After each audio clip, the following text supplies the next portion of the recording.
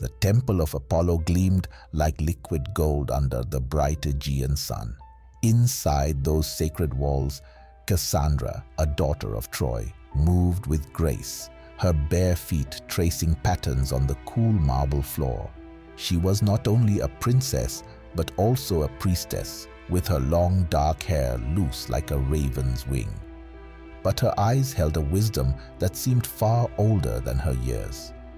Apollo, the powerful god of light and prophecy, looked down at her, not from the sky, but from within his own sanctuary.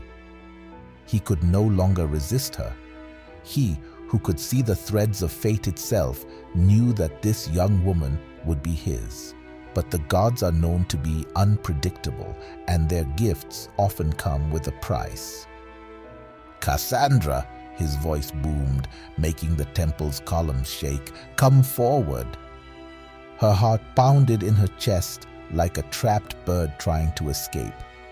She knew what he wanted, and the certainty of it sent a chill through her. This was not just a call. It was the beginning of an offer she couldn't refuse. Before his shining statue, she knelt, bowing her head.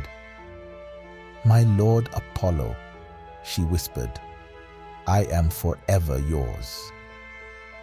"Good," he said softly, the air around him crackling with power that was barely held back. "Then accept this gift, a sign of my favor, and rise as my prophetess." Something in the air changed then, like a bowstring pulled tight. Cassandra felt a rush, as if invisible winds were swirling around her, lifting her very soul. A burning clarity filled her mind, and images began to form. Troy in flames, a great wooden horse filled with death, men with eyes like wolves.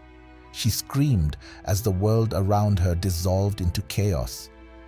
When her senses returned, Apollo was smiling, but it was a cold, predatory smile.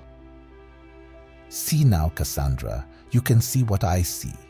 The tapestry of the future is yours to read." She felt both awe and terror, for she understood that this was not just a gift to be cherished, it was a burden to carry. She hesitated, fear creeping into her heart as she realized the full weight of what she had just received. Apollo, sensing her hesitation, reached out, his voice now laced with a dangerous edge. "And now, Cassandra," he said, his eyes narrowing, "I will have your love as you have my gift."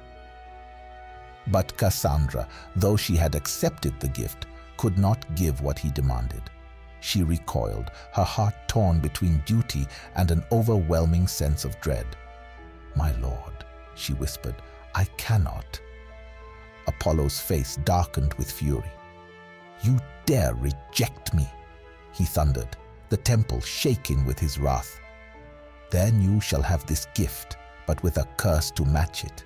You shall see the future, Cassandra, but no one will believe your words. Your prophecies will be as whispers in a storm, drowned out by the winds of disbelief." The curse fell upon her like a shroud, and though her vision remained sharp, her voice became a mere echo in the halls of Troy. Her prophecies, once a gift, became a curse, as she watched helplessly while her people dismissed her warnings as the ravings of a mad woman. The first prophecy came from her lips like the venom of a viper. "Paris, do not seek Helen. Her beauty will only bring ruin." She tried to take back the words, but they echoed through the palace, reaching the ears of her father, King Priam.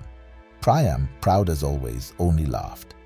"My son, a conqueror, the most beautiful woman in the world as his bride.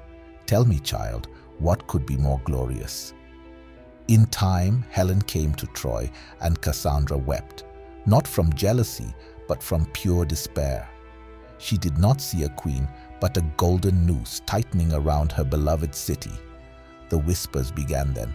"The princess is mad," they said behind hands that smelled of perfume. "Touched by the gods, yes, but with darkness, not light." And Apollo watched, not with satisfaction, but with something far more sinister beginning to grow. If she would not have him, then she would have nothing. Each prophecy Cassandra spoke was met with only scorn. Hector's death, the downfall of her brothers, Troy's walls consumed by fire. She saw it all and warned them all, but no one believed her. The people's love for her turned into fear and then into hatred.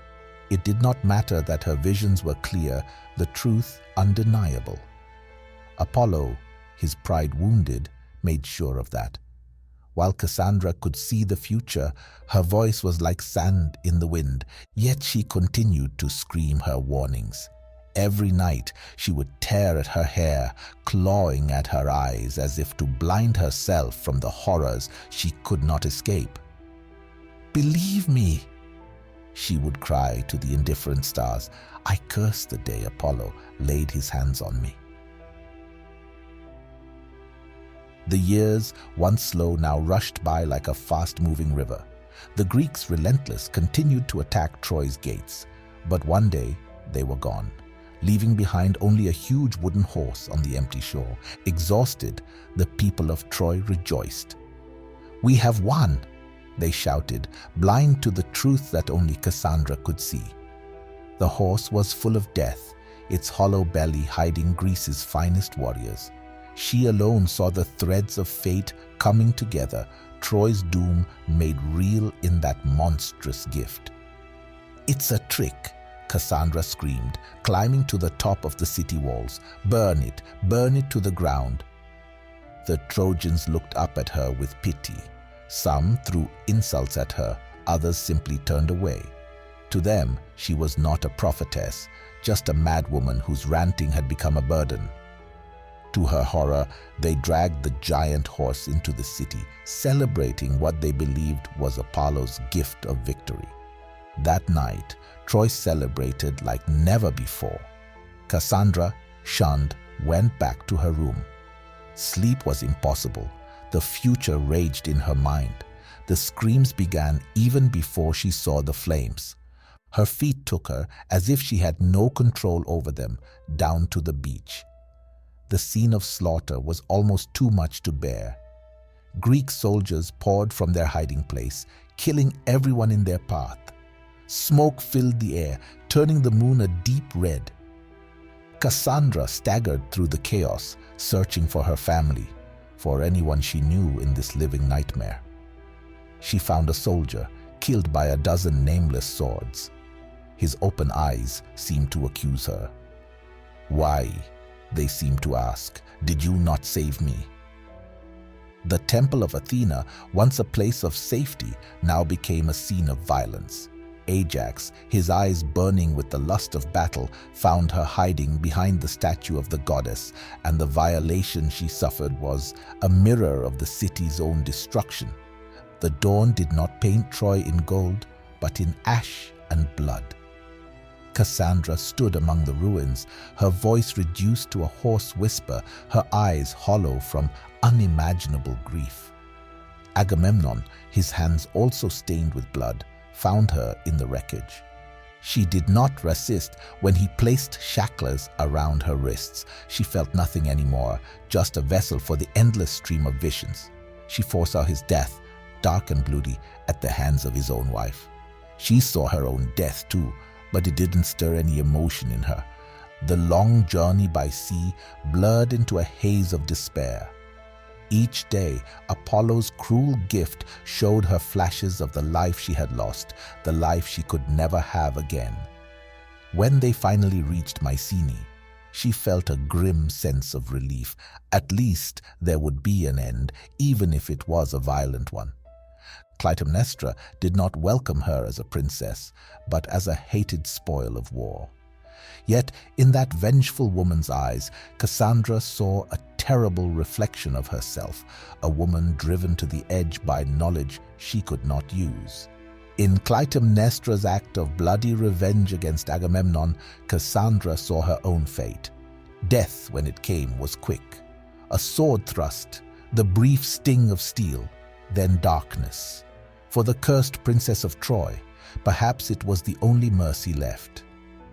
They say that even in the underworld, spirits gather around Cassandra, desperate for a glimpse of a future they can no longer see. The gods, in their unpredictable way, had given her a cruel kind of immortality. Yet her story is not one of gods or monsters, but of something much more human. It's a tale of the helplessness of knowing the future without the power to change it, of voices unheard in the noise of pride and self-destruction. Cassandra's curse echoes down through the ages. We see it in those who warn of coming disasters, only to be ignored until it's too late. We see it in ourselves when we turn away from uncomfortable truths out of stubbornness. Her story is a lament, a plea for a world where foresight and wisdom might have enough of a voice to save us from ourselves.